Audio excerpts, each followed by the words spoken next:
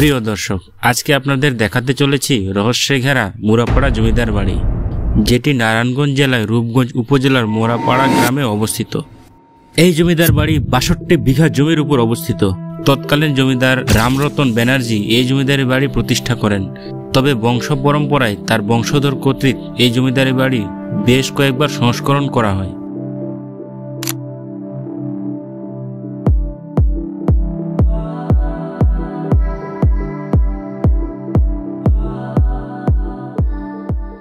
তো আজকে আমরা রওনা দিয়েছি উত্তরা ঢাকা থেকে নারায়ণগঞ্জ জেলার রূপগঞ্জ উপজেলার মোরাপাড়া গ্রামের সেই জমিদারি বাড়ির উদ্দেশ্যে আরও কিছু জানতে, সেই সাথে আপনাদেরও দেখাতে।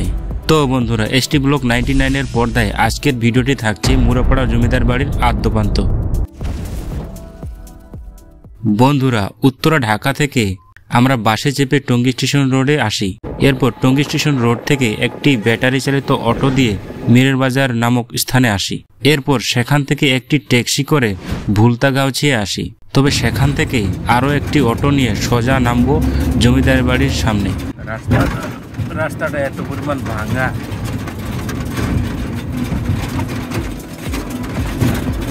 তবে রাস্তা এত পরিমাণ ভাঙা ছিল যে পুরো ঢাকার ভিতরে এমন ভাঙাচোরা রাস্তা আছে কিনা আমার তা জানা নেই। তো রাস্তা খারাপ হলেও সবুজে ঘেরা সৌন্দর্য ভুলিয়ে দেবে রাস্তার এই করুণ দশা। এরপর অবশেষে আমরা অটো থেকে জমিদারি বাড়ির সামনে নেমে পড়ি। এরপর হাঁটতে হাঁটতে বিশাল এই প্রাসাদের দিকে এগিয়ে যেতে থাকলাম।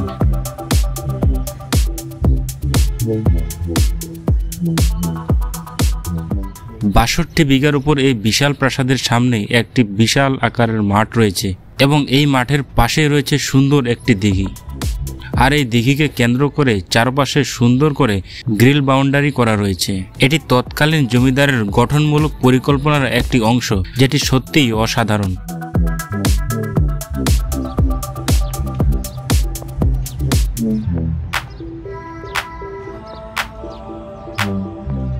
(1889 খ্রিস্টাব্দে জমিদারের প্রতাপচন্দ্র ব্যানার্জি এই জমিদারি বাড়ির পিছনের অংশটি সংস্কার করেন এবং পরে পরিবার সহ এখানে বসবাস শুরু করেন। তবে এখন জমিদারের পরিবারের অস্তিত্ব না থাকলেও সেই জমিদারের বাড়ির বিশাল এই প্রাসাদ এবং অবকাঠামো কালের সাক্ষী হয়ে এখনও নারায়ণগঞ্জ জেলার রূপগঞ্জ উপজেলার মুরাপাড়ায় মাথা উঁচু করে দাঁড়িয়ে রয়েছে। বর্তমানে এই জমিদারি বাড়ি মুরাপাড়ার কলেজ হিসেবে পরিচালিত হচ্ছে।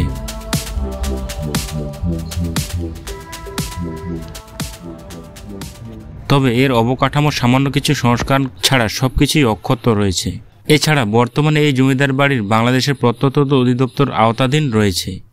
জমিদার বাড়ির পিছনের অংশটি এইভাবে এখন অক্ষত অবস্থায় আছে এবং পিছনের অংশে আসার পর বোঝা যায়, সেই সাথে গা ছমছম করে যে কত জাঁকজমক ছিল তৎকালীন এই জমিদার বাড়ি। চুনসরকি আর ইটের গাঁথনিগুলো এখনও অক্ষত। ১২৫ থেকে ১২৬ বছর পুরনো এই বাড়িটি এই অংশে অবহেলা আর অযত্নে এইভাবে পড়ে আছে। এরপর পিছনের এই প্রাচীরের পাশেই এখানে এই বড় পুকুরটি রয়েছে।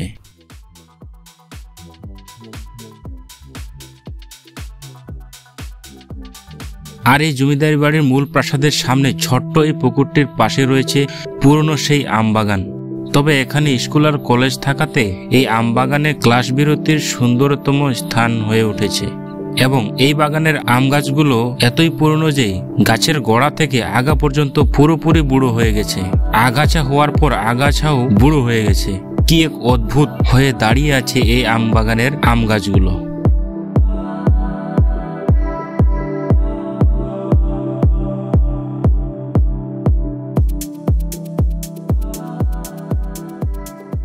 এরপর মাঠের পাশেই তৎকালীন জমিদারি বাড়ির দুটো মন্দির স্থাপত্য রয়েছে। ক্ষয়ে যাওয়া এই মন্দিরগুলো আজও দাঁড়িয়ে রয়েছে।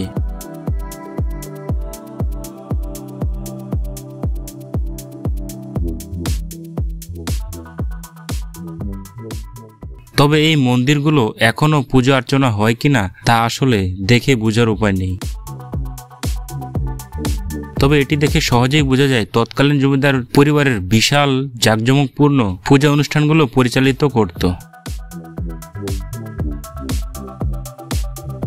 আর এখন অবহেলা অযত্নে এই অবকাঠামোগুলো দিনের পর দিন খসে খসে পড়ছে।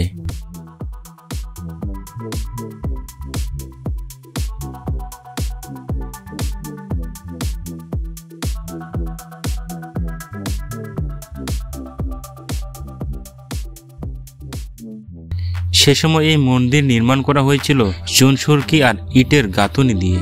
মন্দিরের এই চূড়াটি প্রায় 30 ফুট উঁচু এবং ভিতরের গম্বুজ আকৃতির সাথে মিল রেখে এই মন্দিরটি নির্মাণ করা হয়েছে, যা দেখে বেশ চমৎকার মনে হলো।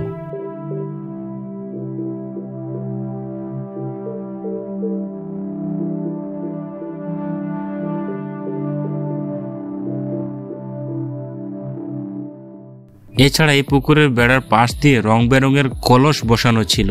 এরকম বেশ কিছু অংশ ছিল যেগুলো এর সৌন্দর্যকে সেই সময় বাড়িয়ে তুলেছিল। আবার মূল প্রাসাদের চূড়ায় 2টি মূর্তি ছিল, সেগুলো এখন আর নেই। এই জমিদারি বাড়িকে কেন্দ্র করে বেশ কয়েকটি চলচ্চিত্র নির্মাণ করা হয়েছে, যেমন বেহুলা সুন্দরী। এই সিনেমার জমিদারি বাড়ির মূল প্রাসাদের চূড়ায় 2টি মূর্তি দেখতে পাবেন, যা এখন নেই। তবে কালের বিবর্তনে অনেক অংশই মানুষের ব্যবহারের সামগ্রী হয়ে হয়তো হারিয়ে গেছে অনেক মূল্যবান এই জমিদার বাড়ির বিপুল সম্পদ।